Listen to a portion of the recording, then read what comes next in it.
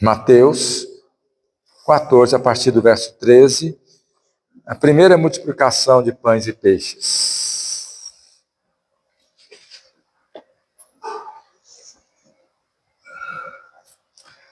Muito bem, assim diz a palavra do nosso Deus.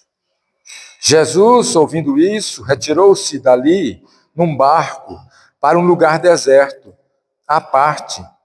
Sabendo as multidões, vieram da cidade seguindo por terra. Desembarcando, viu Jesus uma grande multidão, compadeceu-se dela e curou os seus enfermos. Ao cair da tarde, vieram os discípulos a Jesus e lhe disseram: o lugar é deserto e vai adiantada a hora. Despede, pois, as multidões para que, indo para as aldeias, comprem para si o que comer. Porém, Jesus disse: não precisam retirar-se, dá-lhes vós mesmos de comer. Mas eles responderam: não temos aqui, senão 5 pães e 2 peixes. Então ele disse: trazei-nos. E tendo mandado que a multidão se assentasse sobre a relva, tomando os 5 pães e os 2 peixes, erguendo os olhos aos céus, os abençoou. Depois, tendo partido o pão dos pães, deu aos seus discípulos e estes às multidões. Todos comeram e se fartaram, e dos pedaços que sobejaram, recolheram ainda 12 cestos cheios. E os que comeram foram cerca de 5.000 homens, além de mulheres e crianças. Oremos. Meu Deus bondoso, obrigado pela tua palavra que está entre nós. Mesmo, ó Deus bondoso, sem estarmos presentes nesse dia, certamente este fato, através da sua palavra, inspirada, revelada a nós, esse fato enche o nosso coração de alegria, porque o Senhor está nos ensinando a cada momento. Ó Pai, Jesus bendito, obrigado, porque o Senhor prometeu estar conosco, e o Senhor está aqui para nos ensinar pela tua palavra, mas também para nos fortalecer e nos motivar a praticar os teus ensinamentos. Ó Pai, seja conosco nesse momento. Bondoso Espírito, enche o nosso coração de sabedoria, a nossa língua, Pai, de direção, a nossa mente preparando para ouvir o recado do Senhor para as nossas vidas nesse momento. Assim, ó Deus bondoso, nós consagramos ao Senhor esta palavra e pedimos sobre nós a tua bênção. Assim oramos em nome de Jesus. Amém. Meus amados irmãos, esse texto faz parte de um dos eventos mais importantes do Novo Testamento. É muito interessante porque ele não é só narrado por Mateus. Todos os 4 evangelistas contam essa mesma história. E é interessante que o Evangelho de João, ele traz sinais do poder, da glória, da graça, da soberania de Jesus, sinais que mostram que só Jesus poderia fazer aquilo. E por demonstrar assim esses sinais, nós podemos confiar na sua palavra de salvação eterna. É isso que João fala no seu livro, no seu evangelho. Que esses sinais foram feitos para que nós pudéssemos crer no evangelho vivo de Jesus. Jesus não era apenas um homem, mas Jesus era o Filho de Deus revelado. Só ele podia fazer os sinais que nós encontramos no evangelho de João. E esse é um dos sinais. Nós temos Jesus andando sobre as águas, temos Jesus ressuscitando Lázaro, nós temos Jesus transformando a água em vinho, mas aqui ele nutre, ele satisfaz, ele alimenta uma multidão, provavelmente de 5 a 7 mil pessoas, talvez até mais, com apenas uma cesta de alimentos. Ele transforma pequenas cestas de alimentos, 5 pães e 2 peixes, em alimento que nutriu, que satisfez completamente aquela multidão que estava seguindo Jesus. Mas como é que nós podemos olhar para esse texto e tirar algumas lições? Eu convido os meus irmãos para manterem as suas Bíblias abertas, mas perceberem que além do ensinamento que nós encontramos nesse texto, na história, há algumas lições que servem para a nossa vida como pessoas, servos de Deus, mas também para nós como igreja do Senhor. Igreja aqui, Igreja Presbiteriana Essência, mas na verdade, mais do que nós, meus irmãos, toda a igreja que séria, que busca e que invoca o nome do Senhor sinceramente, que esse seja um padrão, um modelo de como Jesus tratou uma circunstância tão forte, tão oportuna, para não só abençoar pessoas, mas para deixar uma lição eterna. É o que nós encontramos nesse texto. Nós poderíamos dizer aqui que esse texto mostra as marcas de uma igreja relevante. As marcas de uma igreja relevante. Ou seja, o que uma igreja relevante tem? Convido você a olhar comigo nesse texto e responder a essa pergunta. Primeira coisa, Jesus estava, na verdade, ele estava cansado e resolve ir com os seus discípulos para um lugar separado. O texto começa falando assim, depois de ter passado, né, especialmente até por causa da morte de João Batista, Jesus resolveu sair e ir para um lugar tranquilo com os seus discípulos. Só que isso foi impossível, porque as pessoas ouvindo e vendo que Jesus estava se dirigindo num barco para um lugar tranquilo, começaram a acompanhá-lo pela terra, pela praia. Não era pouca gente.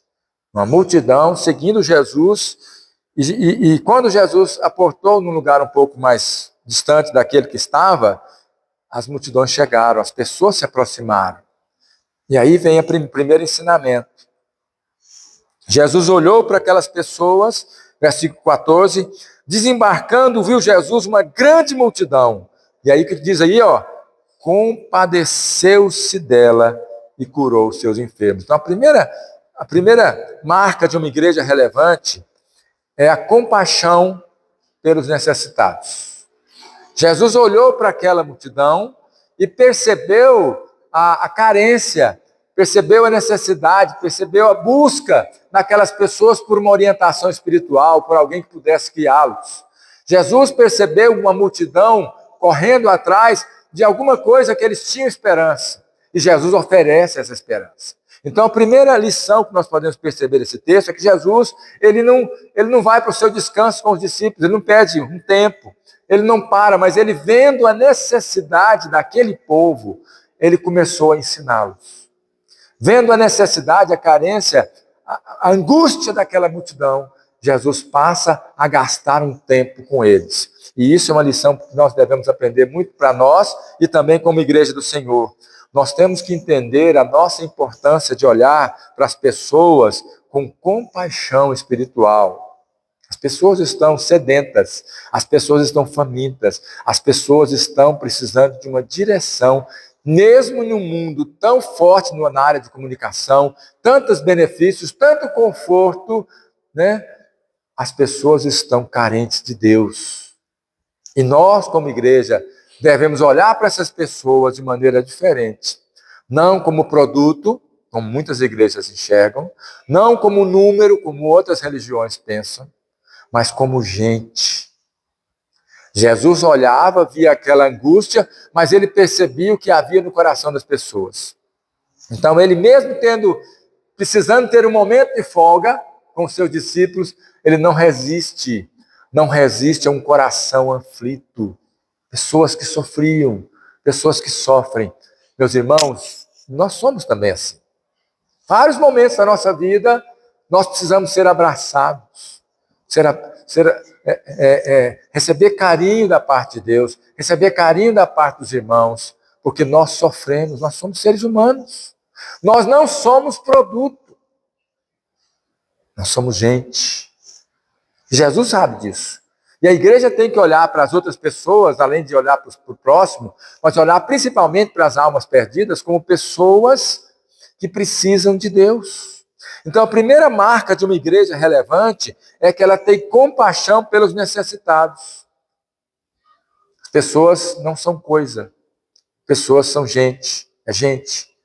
As pessoas, elas sofrem, elas precisam de Deus, e por isso nós temos que alcançá-las. E o texto continua. Jesus continua a ensinar e o tempo vai. O versículo 15, ele nem percebeu. Sabe quando você está ensinando, curando, falando,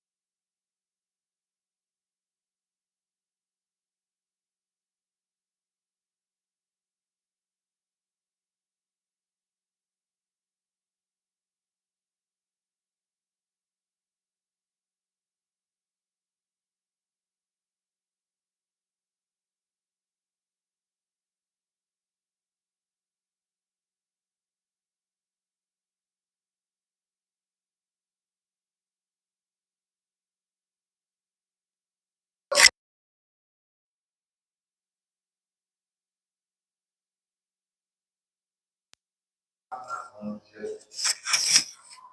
que ele deu pode ser simples, pode ser pequeno, mas precisa estar nas mãos de Jesus. E aqui a história continua, versículo 19.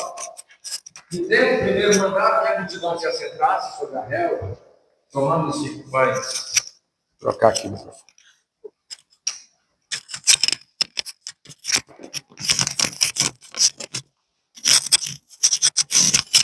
No versículo número 19, primeira coisa que Jesus faz é agir com seus discípulos de maneira organizada. E aí nós podemos frisar que uma igreja relevante tem como marca também uma questão de organização. Antes do milagre acontecer, o que ele fez? Ele pediu que a multidão se assentasse sobre a relva, dividindo aqui, Mateus não fala, mas Marcos fala, que eles dividiram em grupos, de 100 e de 50. Então é impressionante ver o que o milagre de Jesus acontece, mas ele trabalha de maneira organizada. E isso é algo que uma igreja precisa ter também. A capacidade de organização, a sabedoria para não criar confusão. E aqui ele manda que a multidão se assente na relva, porque ele sabia muito bem que trabalhar em grupo aqui, dividir as coisas em grupos, seria mais fácil para distribuir o alimento, e através dessa distribuição o alimento se multiplicaria, como de fato aconteceu. Tem um detalhe aqui que é muito interessante também, que no final sobram o quê? 12, lá no versículo 21, versículo 20, todos comeram e se fartaram, e dos pedaços que sobejaram, recolheram o quê? Ainda o quê? 12 cestos. Então é o seguinte, Jesus trabalha com organização e Jesus não aprova o desperdício. Podia ser uma festa, né? Todo mundo comendo, brincando com a comida, de barriga cheia pelo milagre, feliz pelo milagre, mas Jesus ainda permite que eles recolham cestos e que não desperdicem. Então a obra que Deus faz, ela é uma obra organizada. Ela é uma obra que ele trabalha com sabedoria, não é uma coisa bagunçada. Então precisamos ter também as nossas organizações, a nossa estratégia, tudo isso, mas tem que estar submisso a Jesus Cristo. Conheço muita igreja que começa a caminhar por esse caminho da estratégia de marketing, só isso, e esquece o poder de Jesus. E passa a ser apenas uma comunidade, né, de pessoas, um grupo que cresce, que tem seus padrões de crescimento. Mas o que importa é Jesus. Só que Jesus não age de maneira bagunçada. Ele age dentro da organização que ele mesmo cria para a nossa prosperidade. Então é também uma marca de uma igreja relevante, a organização ministerial. Mas aí tem mais 2 coisas que eu quero lembrar aqui na mensagem de hoje. No versículo 19, quando eles dividiram em grupos, Jesus tomou os 5 pães e os 2 peixes, o que ele fez? Antes de distribuir. Hein? Ergueu os olhos aos céus e os abençoou, e partiu esse pão e distribuiu para que os discípulos distribuíssem para a multidão. Há aqui um ponto muito importante que nós precisamos lembrar. Esse milagre mostra que Jesus está presente no partir do pão, na bênção sobre o pão. Isso ficou tão forte, tão evidente na vida da igreja, que se tornou uma marca muito particular deles. Lembrem-se dos discípulos ao caminho de Emaús, que eles a princípio não reconheceram Jesus, não sabiam quem estava com eles, e aquela pessoa foi conversando com eles, falando das escrituras, e eles ainda estavam cegos para ver. E aí quando eles chegaram na cidade, falaram: Senhor, fica conosco, é tarde, o dia declina. Jesus ficou com eles, sentou. Quando Jesus sentou com eles e partiu o pão, eles reconheceram a Jesus. Meus irmãos, Jesus é reconhecido no partir do pão. Uma igreja viva tem a presença de Jesus. E aí tem 2 significados. Um é a ceia, é a mesa do Senhor. É a presença de Jesus no meio da sua igreja. Jesus está presente no partir do pão. E também tem aqui um espírito de distribuição de tudo que é bom. Igreja é o lugar onde nós recebemos de Deus e distribuímos para as pessoas. Igreja não é lugar de ajuntar para você. Igreja não é lugar de egoísmo. Uma igreja viva é uma igreja que distribui o pão da vida, que é Jesus. E aí vem outro. Então, Jesus, uma igreja relevante, mais uma marca, é o privilégio da presença de Jesus no nosso meio. É um privilégio nosso saber que Ele prometeu estar entre nós. Mateus 28, 20, ele fala: eis que estou convosco todos os dias, até o final, até a consumação do século.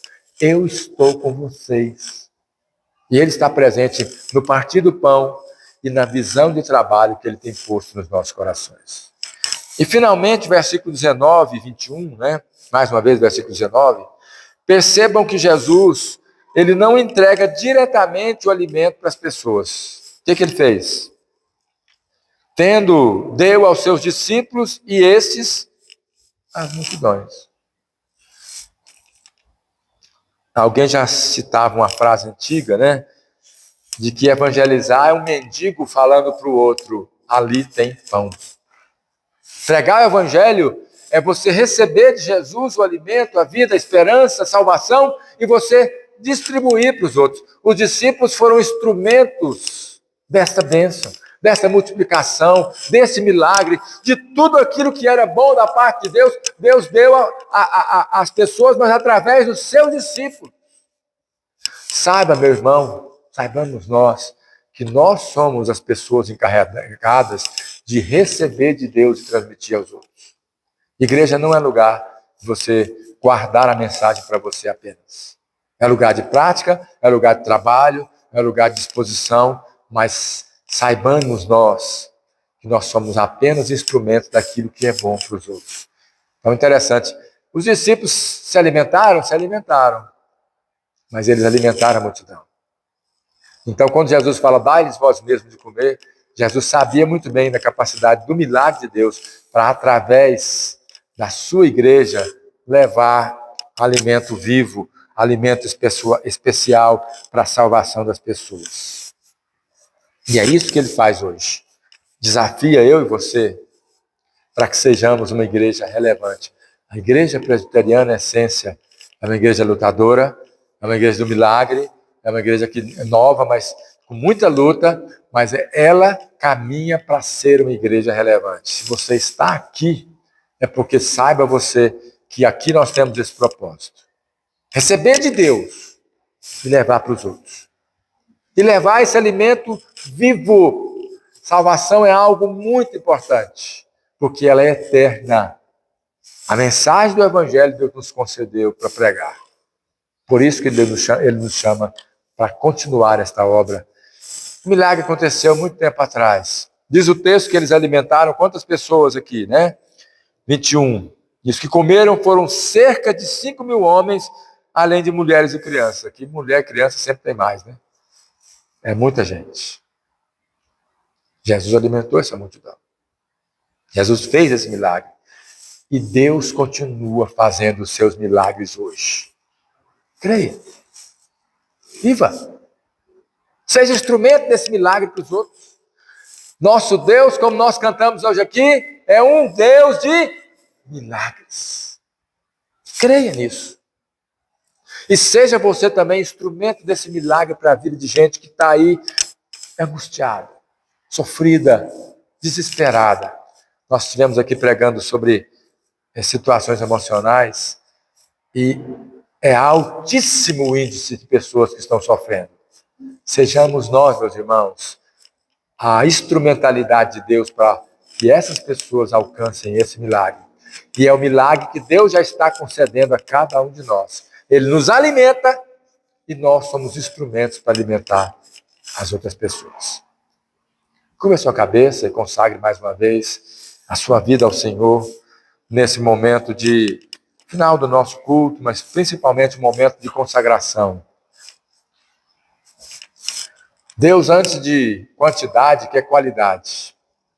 Eu olho para os irmãos aqui e vejo qualidade, e vejo que Deus tem dado talento a todos que estão aqui. E essa igreja há de encher, mas Antes disso, é necessário que ele trabalhe muito bem nos nossos corações. Lembre-se que os discípulos eram poucos. Olha lá, talvez 7, 10 mil pessoas foram alimentadas. E ele usou ali praticamente os seus discípulos mais próximos. Por isso que Deus quer qualidade aqui. O que você tem na sua mão? O que Deus te deu para isso? 5 pães e 2 peixes?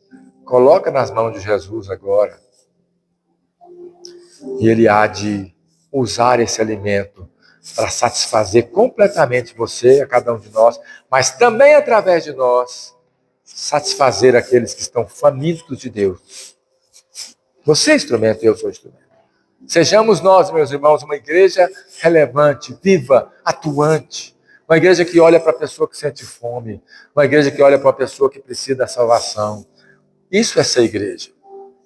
E é através desse grupo aqui que Deus vai encher essa igreja de muitas e muitas pessoas que vêm com essa mesma visão da parte do Senhor. Ó Deus, nós nos consagramos a Ti, Senhor, nesse momento, reconhecidos de que o verdadeiro alimento vem do alto. Que o verdadeiro alimento é espiritual, é a salvação das nossas almas. Reconhecemos que precisamos confiar no Senhor completamente. E entregar a nossa vida completamente nas Tuas mãos, ó Jesus. Mas também, Senhor, sabemos que precisamos ser uma igreja viva, relevante, atuante. Uma igreja que proclama essa palavra.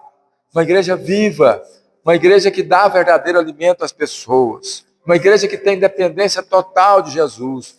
Uma igreja organizada. Uma igreja que trabalha organizadamente. Uma igreja que sabe que Jesus está presente. Não só no partir do pão, mas no repartir do pão.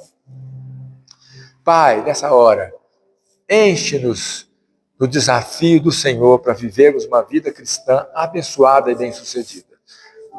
Traga sobre nós a Tua bênção. Coloque a Tua mão de poder, de graça, de misericórdia, mas principalmente, Deus, mova os nossos corações e as nossas vidas no compromisso de proclamar a Tua palavra. É assim, nosso bondoso Deus, que nós te agradecemos e te pedimos, em nome de Jesus. Amém. Amém, meus irmãos? Firmes. Quero ver um sorriso agora bem